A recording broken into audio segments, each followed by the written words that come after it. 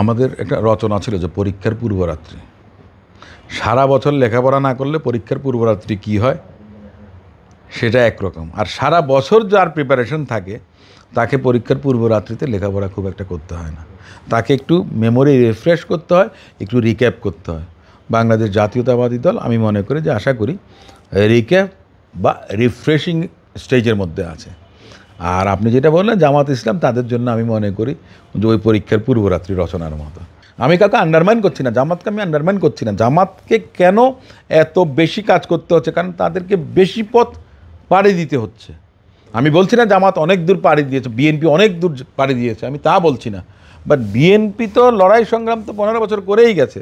সাধারণ জনগণের কাছে তো তারা পৌঁছেছিল দেখে তাদেরকে এলিমিনেট করতে পারেনি আওয়ামী লীগ। আওয়ামী লীগের তো সবচেয়ে বড় টার্গেটটা ছিল এই বিএনপিকে এলিমিনেট করে দেওয়া, তারা সেটা পারেনি। তার কারণটা ছিল বিএনপির সেই অবস্থানে আছে, অতএব তার প্রস্তুতি আগে থেকে সবসময় ছিল। একাধিক প্রার্থী হলে প্রচারণা বেশি হয়, কম্পিটিশন দিয়ে প্রচারণা হয়। আর বিএনপির 200-র উপরে আসনে প্রার্থী অলরেডি ঠিক আছে। কিছু আসন হয়তো শরিকদেরকে ছাড়বেন, কিছু আসনে হয়তো বা দল সিদ্ধান্ত নেবে এ অথবা বিকে দেবেন। কিন্তু আপনি 2 বা ততোধিক প্রার্থী যদি থাকে, প্রত্যেকেই কিন্তু প্রচারণা নিয়েই কিন্তু এগিয়ে যাচ্ছে। কিছু আসনে মনে করেন যে এখনও ডিসিশনটা নেয়নি পার্টি, মনে করেন যে সেটা হচ্ছে যে দলের কোথাও আপনার কোনো না কোনো কারণে আমি মনে করি যে হয়তো বা যদি কারো কোনো পরিবর্তিত পরিস্থিতিতে পরিবর্তন হতে পারে, যেন এ এগিয়ে আছে, বি পিছিয়ে আছে, পরবর্তীতে বি এগিয়ে যাবে, এ পিছিয়ে যাবে, এই ধরনের একটা ব্যবস্থা। এটা খুব একটা বড় বিষয় না। আপনার তো 2018 সালেও বলেছে যে বিএনপি নাকি 3 জনকে প্রার্থী দিয়েছে। না, বিএনপি 3 জনকে প্রার্থী দেয় না।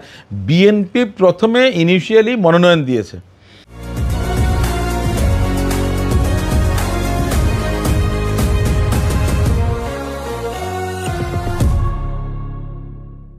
কেন দিয়েছে? যে অনেকে মনে করেন ঋণ খেলাপি হতে পারে, অনেকে মামলার কারণে আপনার মনে করেন যে মনোনয়নপত্র দাখিলের ক্ষেত্রে ভুল ত্রুটির কারণে বাতিল হয়ে যেতে পারে। সে কারণে অন্তত কারো না কারো মনোনয়নপত্র যেন থাকে। চূড়ান্তভাবে তো প্রার্থীকেই তো আপনার প্রতীক দেওয়া হয়েছে, ধানের শীষ তো একজনকেই দিয়েছে, তার মানে বিএনপির প্রার্থী একজনই ছিল, কিন্তু সেটাকে বিভ্রান্তিমূলকভাবে অপপ্রচার করা হয়েছে। বিএনপি কেন রেজাল্ট খারাপ করেছে, ওনারা তো 3 জন করে প্রার্থী দিয়েছে। না, এটা ঠিক না, এটা আগামী তো এই জন্য হবে না। না, বর্তমানে আমি মনে করি যে বাংলাদেশের পরিস্থিতি সেরকম নয়। আপনি 15 বছর আগের কথা ধরেন, 2013-14 সাল এই দেশের মনে করেন যে পরিবেশ পরিস্থিতি কী ছিল, 18 সালে হয়েছে কি, 2024 সাল, এখন কিন্তু সে ধরনের অবস্থা প্রিভেল করে না। প্রত্যেকে গণতান্ত্রিক আন্দোলনের মধ্যে ছিলেন। বাংলাদেশে এখন যারা আছেন জাতীয় ঐকমত্য কমিশনে তারা উপস্থিত হচ্ছেন, সব কিছু করছেন। জামায়াত ইসলাম যদি এই কথাটা বলেন, তাহলে আমি মনে করি যে ওনারা কি আশঙ্কা করছেন যে আওয়ামী লীগ আবার পুনর্বাসিত হবে, এ ধরনের কোনো কিছু? বরং ওনাদের অনেক বক্তব্য মন্তব্য, যেমন পিআরের কথা বলেন, পিআরের কথা বলে ওনারা নির্বাচন থেকে না যাওয়া, কিংবা এনসিপির পক্ষ থেকেও বলা হয় যে শাপলা প্রতীক না পেলে নির্বাচন কীভাবে করে, ওগুলো হয়তো কথা বলার মতো বলা।